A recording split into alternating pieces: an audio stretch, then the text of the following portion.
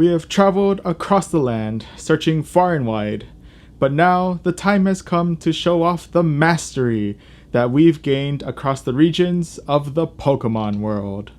Hello. So for today, with the theme for this month's Silph Arena tournaments being the same theme for the regional tournaments, and since the name for this theme is pretty much the exact same as our channel name, I figured now would be the best time to do our very first meta breakdown of a Silph Arena tournament, with this video being the meta breakdown of the Voyager Cup. So real quick before we begin, credit where credit is due, the intro is actually heavily based on a tweet made by the Silph Arena which introduced the Voyager Cup. So I'll go ahead and leave a link to that tweet down in the description below. So before we break down the meta of the Voyager Cup, we must first quickly go over the rules of the Voyager Cup. So much like previous Silph Arena tournaments, all matches will be held in Great League, so only Pokemon up to 1500 CP are permitted to battle in this cup.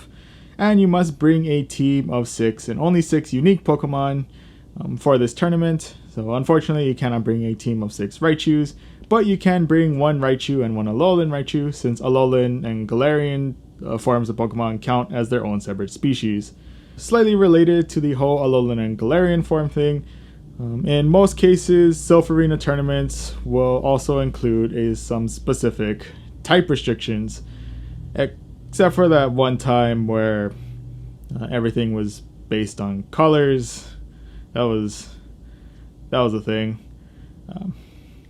But in any event, for this cup, instead of type restrictions, there are region restrictions. So for your first 5 Pokemon, the first one must come from the Kanto region, or must be a Gen 1 Pokemon.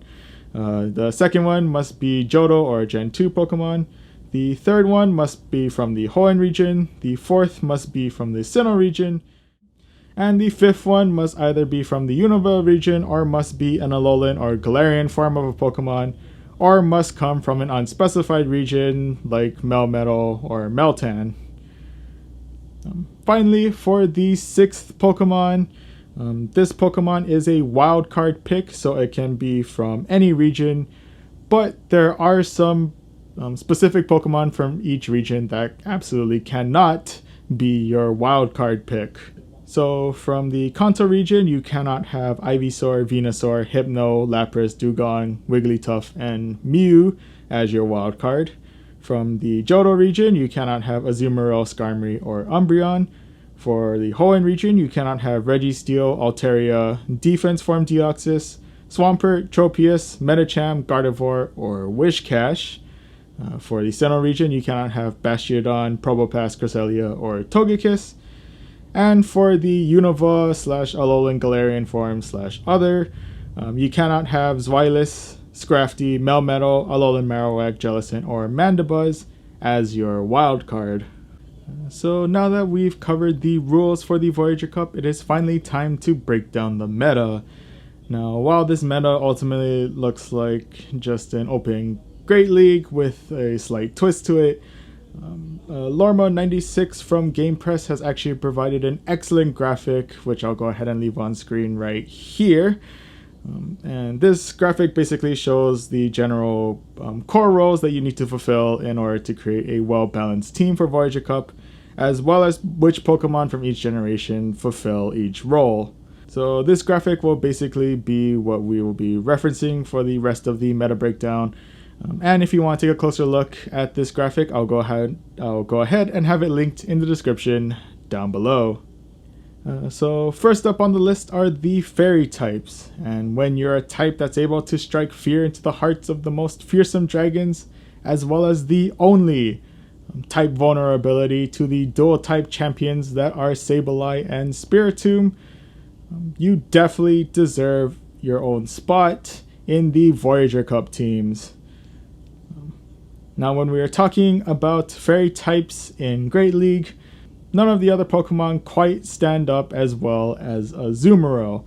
Now while Azumarill does max out at 1588 CP, which kind of makes it a fairly expensive investment in order to get it to be able to use it more competitively, Azumarill is definitely a very worthwhile investment thanks to one of its secret weapons, Bubbles. Unlike the usual fairy type fast move Charm, which is able to provide a tremendous amount of damage output while sacrificing very, very, very low energy output, Bubbles is a fast move that is a very well balanced fast move that happens to provide a good amount of damage with an even greater amount of energy generation.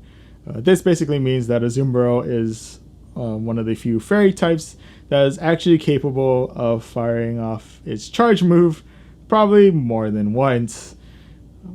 Speaking of charge moves, Azumarill is blessed with 3 fairly good charge moves, and those are being Ice Beam, Play Rough, and Hydro Pump, with the combination of Ice Beam and Play Rough being probably the most popular of any of the other combinations.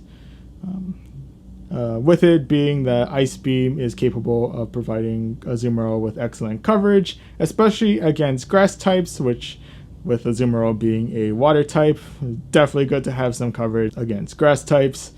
And Play Rough allows it to have excellent coverage against fighting and dark types, as well as being the main crux against Sableye and its lesser brother, Spiritomb. So yeah, all in all, if you do have the Stardust to invest into it, or if you already have an Azumarill ready, Azumarill will definitely fit as one of the better options for your fairy type portion of your team. So next up on the list are the grass types. And these Pokemon are not only capable of packing a very powerful punch to those Pokemon who are not resistant to it, but they're also able to absolutely delete any Pokemon with a water or ground typing, those Pokemon of which are otherwise known as Mud Boys, but we'll go ahead and talk about those Pokemon later on in the video.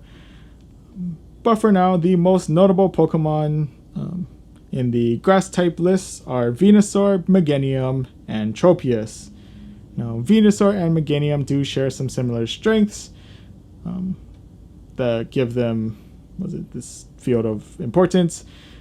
They both have very good bulk in this category, and they both have access to the Community Day move Frenzy Plant, which is not only a move that's fairly spammable, but is also a move that's able to pack a punch to those that take neutral damage to it, and will absolutely decimate any Pokemon that are vulnerable to grass type moves. Other than that, Venusaur is most notable for having access to Sludge Bomb, which is equally as spammable as Frenzy Plant, and does provide it with some fairly excellent coverage against grass type Pokemon, as well as a way to also get back at any fairy type Pokemon.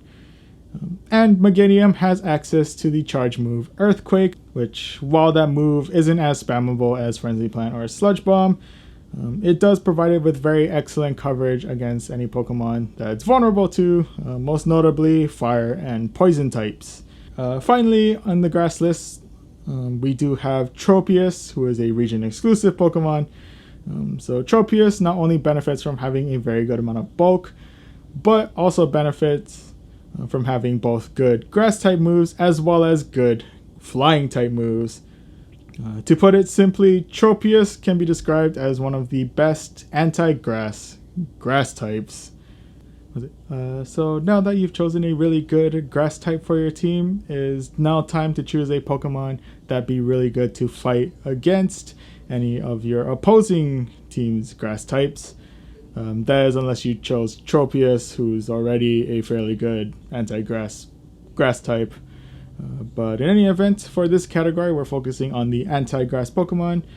These include flying, fire, and poison types for that extra resistance and extra damage, and also dragon types who have that extra resistance but also provide really excellent neutral damage. And if we're talking about dragon and flying types, we need to talk about the queen of Great League herself, Altaria. Now, Altaria is not only blessed with being able to be eligible for Great League without costing too much Stardust, but is also blessed with really great bulk, a really great fast move in the form of Dragon Breath, and really great charge moves in the form of Dragon Pulse and Sky Attack. This essentially allows Altaria to not only outlast its opponents with its great bulk, but is also able to outdamage its opponents as long as that opponent does not resist Altaria's moves. That being said, there are still Pokemon that do resist Altaria's moves, and one of which is actually in this very category, and that Pokemon is Altaria's Achilles heel, Skarmory. Now, Skarmory does have access to the same flying type charge move, which is Sky Attack, which is very valuable, and while it doesn't have the move Dragon Breath, it does have a fairly good fast move in the form of Air Slash. What makes Skarmory very good in this is that it does also pack decent bulk, and its secondary typing of Steel type gives it a laundry list of resistances, including resistances to Dragon and Flying type moves. In the same vein as the other Flying types mentioned, if you want a more budget option when compared to Altaria and Skarmory, Noctowl is a fairly good way to go. Noctowl kind of fills the same moves as Skarmory in that it has the Flying type charge moves Sky Attack, and it has a Flying type fast move, but this one is Wing Attack instead of Air Slash. And another big benefit of Noctowl is that it has some pretty cheap secondary charge moves you can use, those ones being either Psychic or Night Slash. Other Pokemon worth mentioning in the AntiGrass category, you have Charizard, who's may not be on the bulky side, but is able to pack a serious punch with the Community Day charge move Blast Burn, which is essentially the fire equivalent of Frenzy Plant. You have some other dragon types to consider, which would be Zweilous and Dragonair, who are both contain fairly good amount of bulk as well as some fairly good movesets on them. You have the Poison and Dark type trios, the most notable of which being Alolan Muck, but Skuntank and Drapion do carve their own place in the meta with some fairly unique fast and charge type moves. You have my boy Alolan Marowak, definitely filling its own place in the meta with really good bulk, some fairly good fast moves in the form of Fire Spin and Hex, spammy charge move in the form of Bone Club, and the charge move Shadow Ball, which is capable of packing a serious punch as long as your opponent's not a normal type. And finally in this category you have Gliscor, which if you wanted a Pokemon in your Wildcard category that felt like a Wildcard, this is definitely the Pokemon to use. So now that Pokemon such as Altaria and Skarmory are in the picture, it is beneficial to begin talking about adding an anti-flying Pokemon to your list. And these Pokemon would range from any Steel, Rock, Ice, or Electric types. And if we're going to talk about Steel, Rock, or Ice types, we gotta talk about the Regis. Now, originally, the Regis weren't really anything special. This is mostly due to the fact that they've always packed very slow charge moves, and not all that great fast moves with it. But with the arrival of Regigigas, the Regis were provided with the fast move Lock On, which while the fast move provides little to no damage on its own, it does provide a tremendous amount of energy gains, allowing the Regis to fire off their expensive charge moves much more quickly. If you are going to go with any of the Regis, Registeel is the best of the three in this league.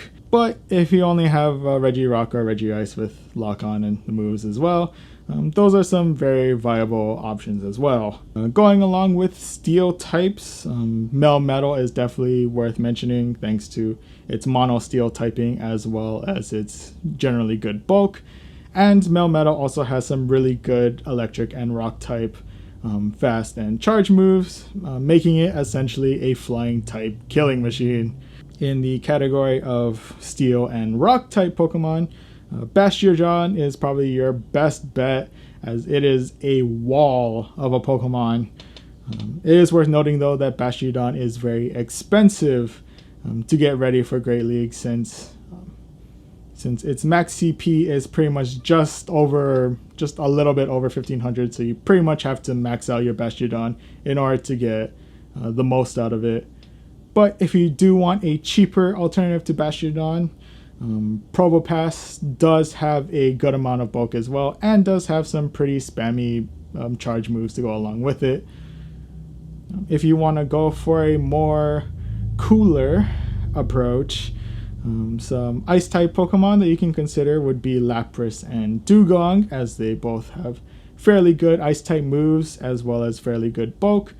It is worth mentioning though that the ice type moves that are best used with Dugong and Lapras are legacy type moves, so definitely want to check to see if you have those moves available on your Pokemon already, or if you have like a friend who is willing to trade their legacy Dugong or Lapras before you go with those options. And finally, one of the more interesting and the most recent addition to the list for anti-flying would be Stunfisk, who packs a fairly unique ground and electric typing, Stunfisk not only has some fairly good electric type moves, but it also has some fairly good ground type moves at its disposal. So not only does this make it a very excellent counter to flying types, but its ground type moves make it a very viable counter to the steel and rock type Pokemon that were mentioned throughout this list. Speaking of countering steel types, the next Pokemon you should consider on your team is probably a counter to the steel type Pokemon, since steel types already come with a laundry list of resistances. You might as well bring one of the few Pokemon that can actually do some serious damage to those steel type Pokemon. And there's two ways that you can go about it. The first of which involve the Mud Boys.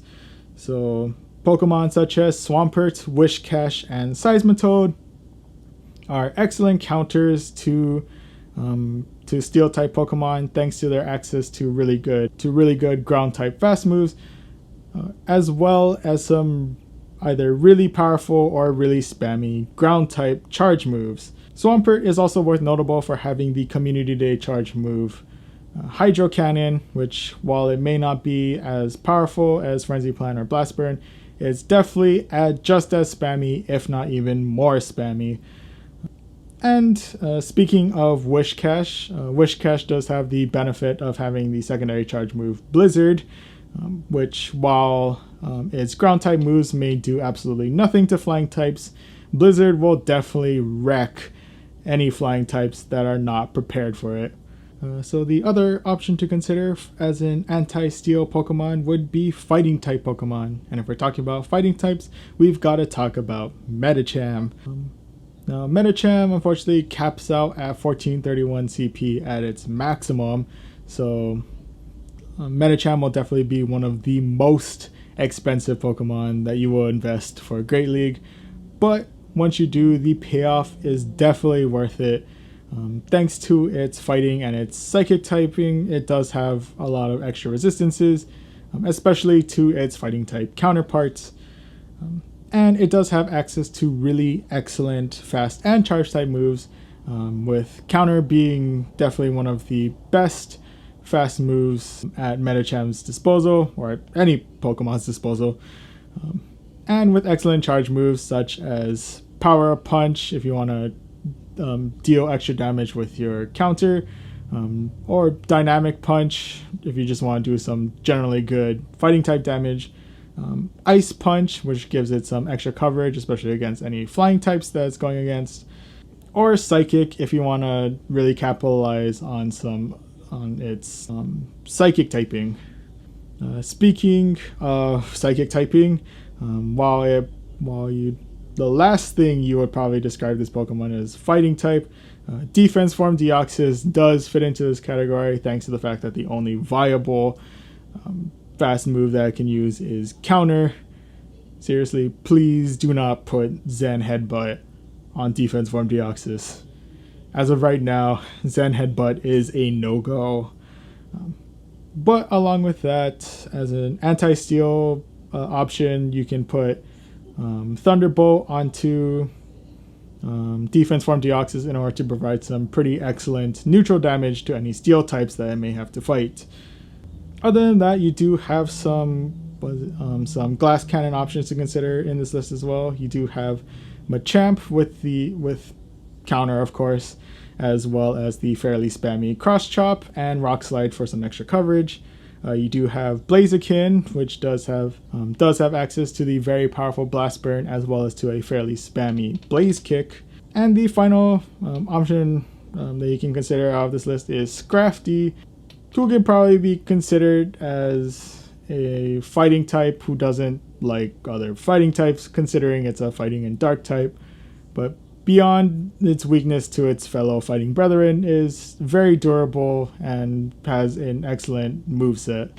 So for some final options that you can consider for your team, we do have some general off-meta Pokemon that you can choose that fall into either dark or psychic typings.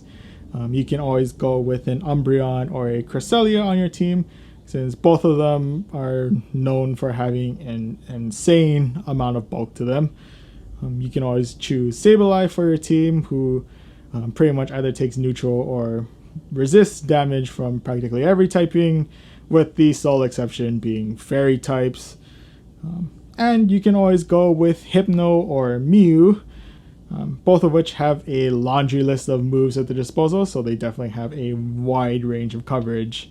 Right, so with all that said, that pretty much concludes the breakdown of this meta. Once again, I'll go ahead and leave a link to the graphic down in the description below, but I'll also be leaving a link to the PV Poke website, which if you want to kind of do your own general research and kind of start from scratch, they do provide some excellent listings as to which Pokemon are really good, like overall in the Voyager Cup, or which Pokemon are good as leads and as closers as well.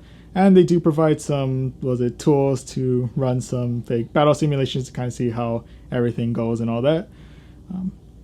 But if you are interested, PV Poke actually also provides general listings and simulations for things beyond the Silph Arena tournaments. So if you want to check out the overall rankings for Pokemon in either Great, Ultra, or Master League for any Go Battle League sets of matches, that'll be definitely a great tool to use, and I'll go ahead and leave a link to that website in the description below. And with all of that said, that pretty much ends it for this video. If you liked it, you can go ahead and hit like, maybe even consider subscribing as well. And with all of that said, I wish you best of luck in your future Voyaging Cup tournament.